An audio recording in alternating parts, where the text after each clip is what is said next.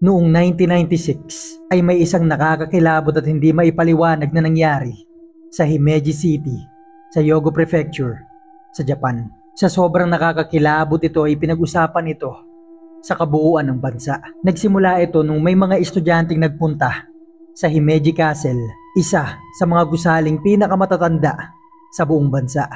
Ang gusali na to ay sinasabing itinayo noong taong 1333, magpipitong daang taon na ang nakakalipas. Yung mga estudyanteng nagpunta dito, hindi naman sila nag-ingay dun sa loob. Nandun lang sila sa labas. Dito ay nag-inuman sila dito, nagkwentuhan, nag-ingay. Bagaman marami nang sumaway sa kanila, ang ginawa nila ay nagtayo sila ng tent malapit dun sa castle at dito sila nag-inuman. Hanggang sa sobrang pagkalasing ay nakatulog na sila. Isa sa mga estudyante na to ay si Hiroto, 17 taong gulang.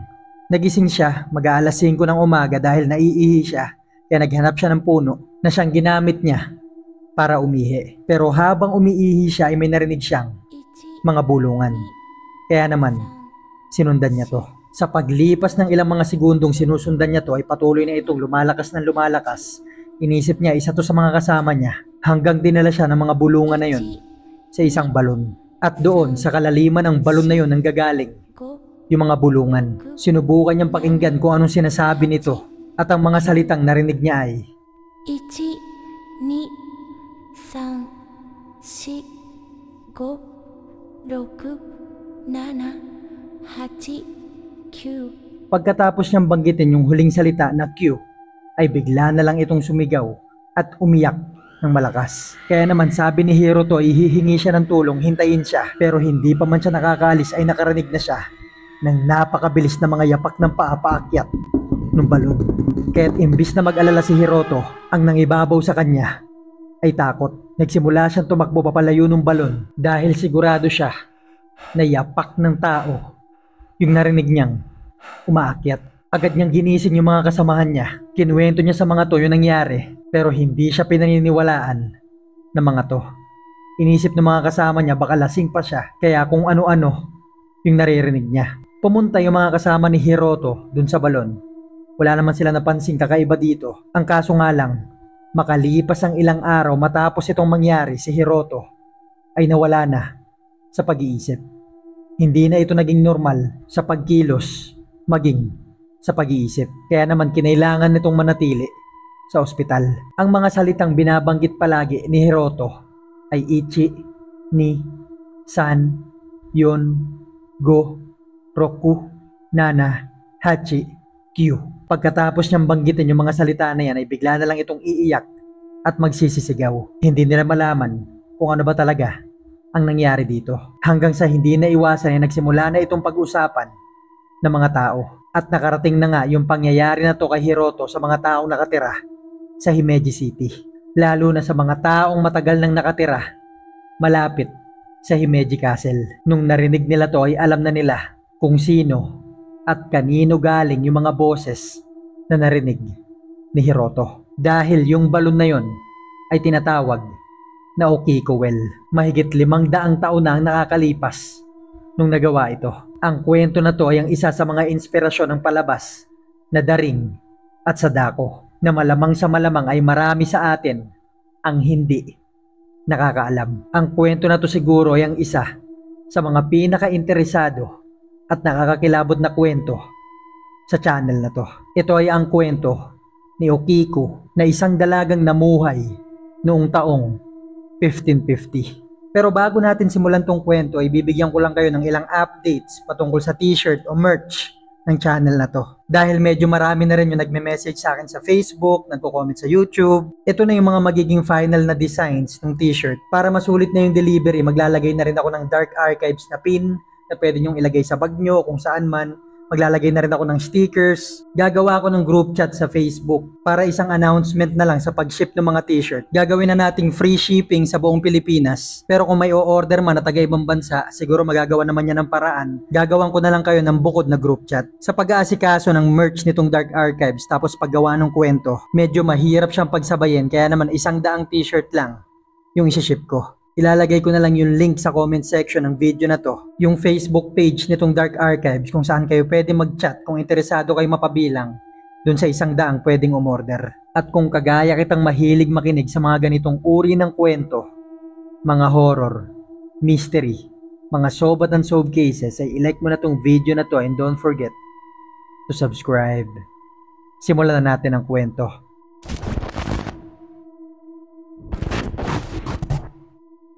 Noong 16th century, maglilimang daang taon na ang nakakalipas, taong 1550, sa Kimeji City, sa Japan, ay may castle ditong tinatawag na Kimeji Castle. Puro mga samurai family ang nakatira dito, mga kilala, makapangyarihan, mayaman, at ang isa sa mga pamilyang nakatira dito ay ang pamilya ni Aoyama. Si Aoyama ay mula sa pamilya ng mga mayayamang samurai. Kaya naman nung nag-asawa siya ay sa Himeji Castle din siya pinatira. Hanggang sa dumating na yung punto na yung pamilya ni Aoyama ay kailangan ng kumuha ng mga katulong. Kaya naman pumunta sila sa labas ng castle at ang isa sa mga napili nila ay ang 16 na taong gulang na si Okiko. Si Okiko ay mula sa mahirap na pamilya na nakatira sa labas ng Himeji Castle. Kulang sa pagkain, mahirap ang trabaho, at kapag may kaguluhan o digmaan, yung lugar lagi nila ang isa sa mga pinakaunang inaatake. Kaya naman nung napili si Okiko bilang katulong sa pamilya ni Aoyama ay tuwang-tuwa siya. Lalo na nung nalaman niya kung anong magiging trabaho niya sa bahay nito. Ang ilan sa mga magiging gawain niya ay maglinis ng bahay, maghanda ng pagkain, magpadala ng mga sulat sa ibang lugar. At ang pinakadahilan kaya't gustong-gusto ni Okiko yung trabaho niya dito dahil siya ang tagapangalaga ng kayamanan ng pamilya. Siya maglilinis nito, magbibilang, titignan kung may mga sira ba yung mga to, at ang pinakapaborito niyang kayamanan na nililinis niya ay ang tinatawag na the 10 heirloom plates. Hindi ito kagaya ng plato na kinakainan. Uri ito ng plato na gawa sa mga pinakamamahal na materyales sa buong Japan noong mga panahon na to. Ang halaga ng 10 plato na to ay kasing halaga na rin nung kabuuan ng Himeji Castle. Gustong-gusto itong nililinis ni Okiko, hindi dahil mamahalin ito, kundi dahil napakagaganda ng mga design ng mga plato. Makikinis, makikintab, at walang katulad sa buong bansa ang itsura. Ang trabaho ni Okiko ay nagsisimula na ng madaling araw at natatapos lang yung mga gawain niya gabi na. Bagaman marami silang gawain sa pamilya ni Aoyama, ay hindi siya naging katulad ng ilang mga katulong na kasamahan niya. Nananatili siyang mahinhin, mahinahon sa bawat ginagawa niya, at tuwing madaling araw ang una nitong ginagawa ay binibilang yung 10 platong kayamanan ng Aoyama.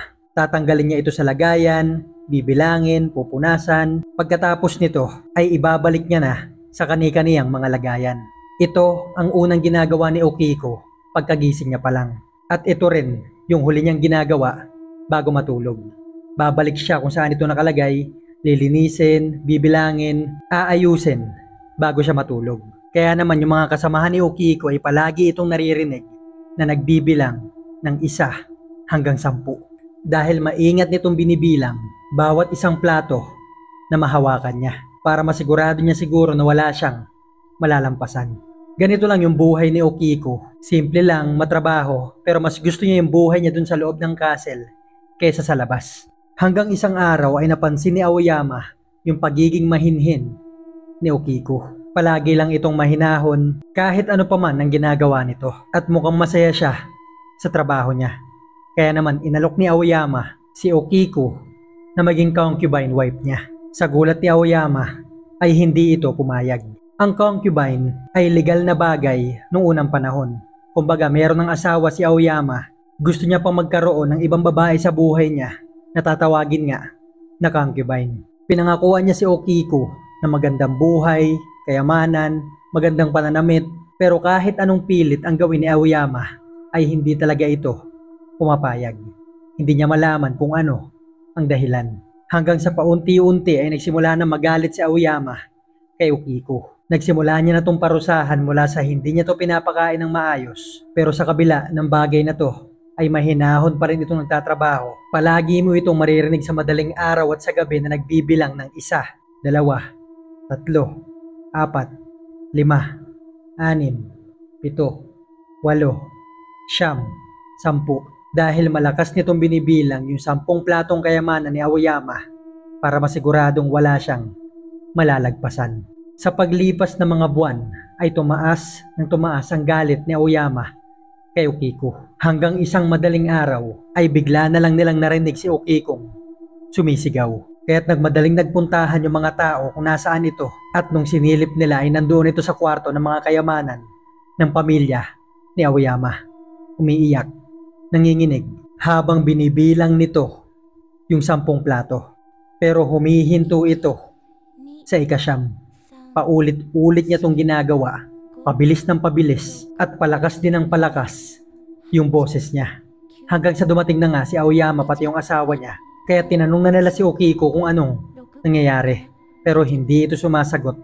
Patuloy lang ito sa pagbibilang ng napakabilis hanggang sa napansin nilang kulang na pala ng isa yung mga plato. Kaya naman ang sisi nito ay kay Okiko. Ang tingin ni Aoyama ay nawala ito ni Okiko o kaya naman kinuha niya. Kaya naman ang ginawa nila ay ibiniti nila yung katawan nito.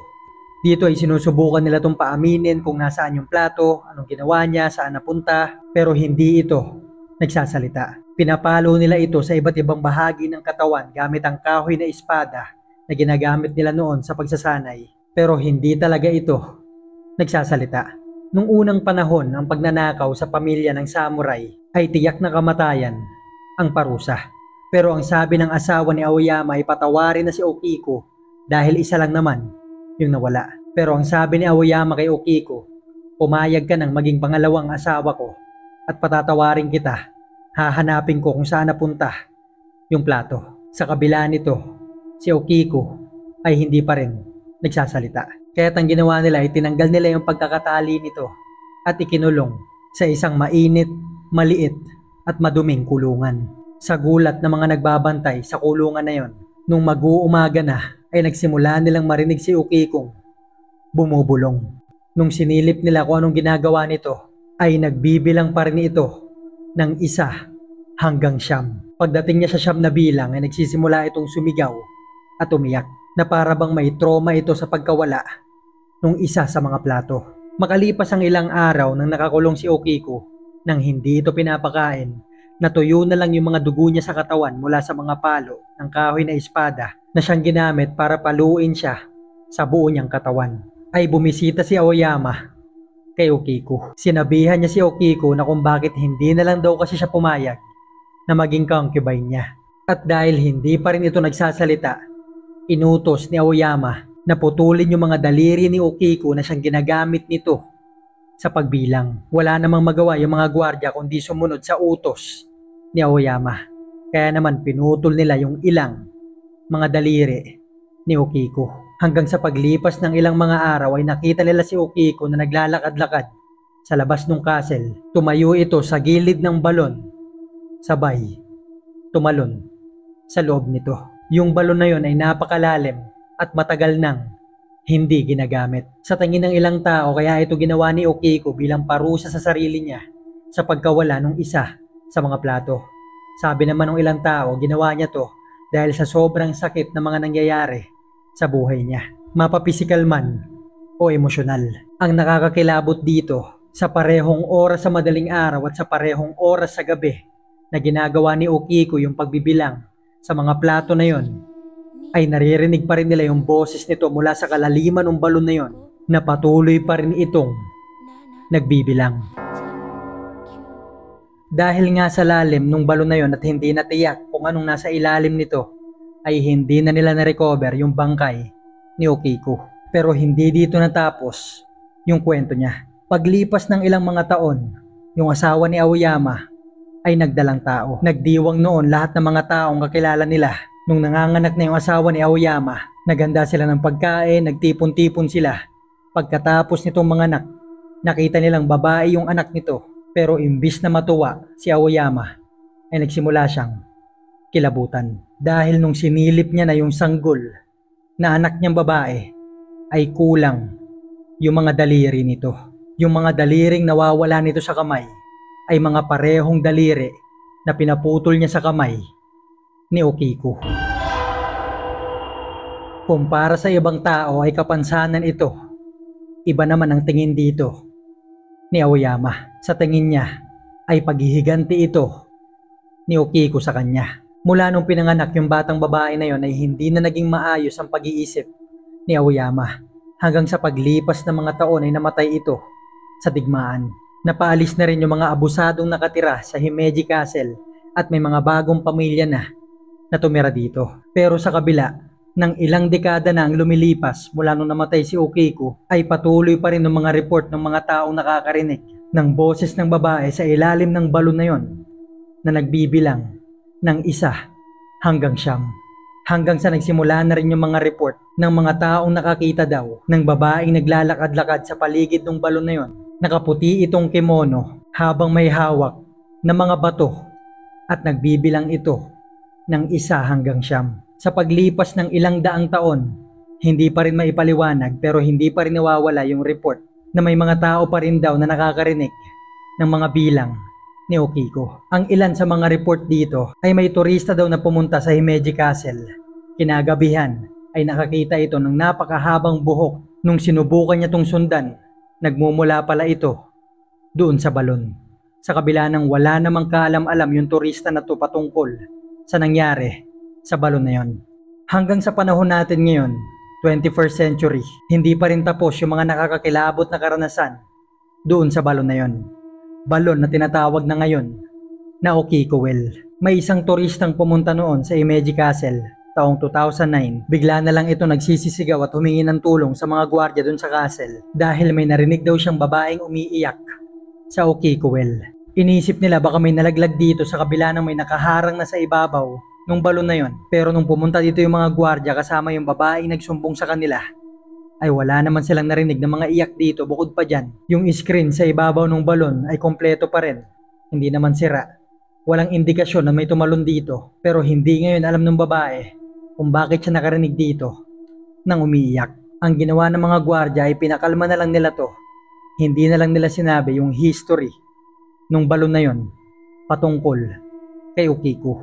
Ang isa sa mga pinakahuling nakakakilabot na report na nangyari sa Okiko Well ay nangyari noong COVID-19. 2 gwardiya noon ang nagbabantay sa Himeji Castle. Mag-aalas 8 ng gabi. Natural lang na walang turista noon sa Himeji Castle dahil bukod sa gabi na ay naka-lockdown din yung lugar. Sa gulat nitong 2 gwardiya ay nagsimula silang makarinig ng mga bulong-bulungan sa labas ng castle. Sinubukan nila tong sundan. Sa kilabot nilang nagsisimula pala yung mga bulong-bulungan na yon sa balon kung saan tumalon si Okiko.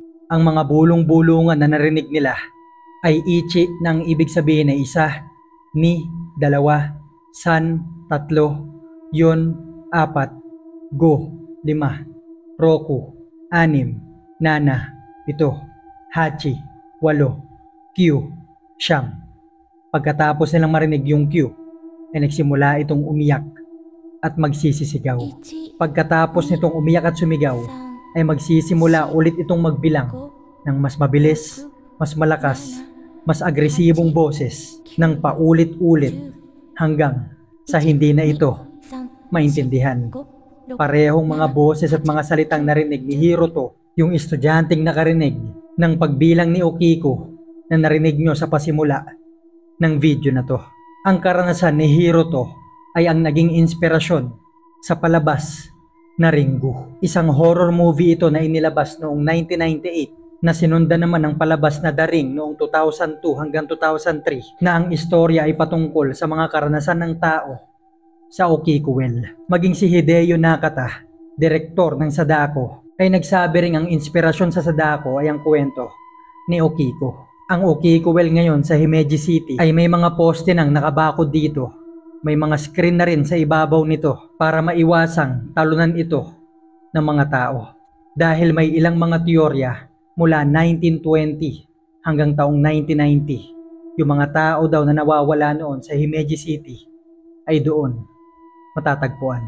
Hindi man ito kumpirmado, pero maaaring hindi na natin ito malaman. Ang kwento na to ni Okiko ay hindi nakakatakot para sa iba, kundi naaawa sila sa 16 na taong gulang na babae noon na naging biktima ng pang-aabuso sa kapangyarihan.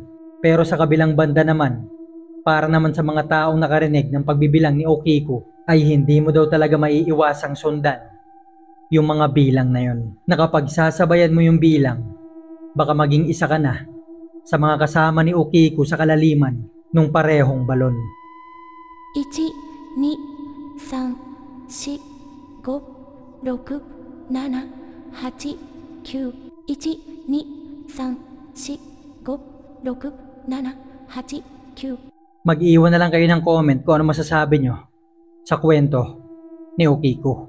Iiwan ko na lang din yung link ng Facebook page ng Dark Archive sa comment section kung saan kayo pwede mag-chat kung gusto nyong umorder ng merch. Magkita-kita na lang tayo sa susunod na kwento.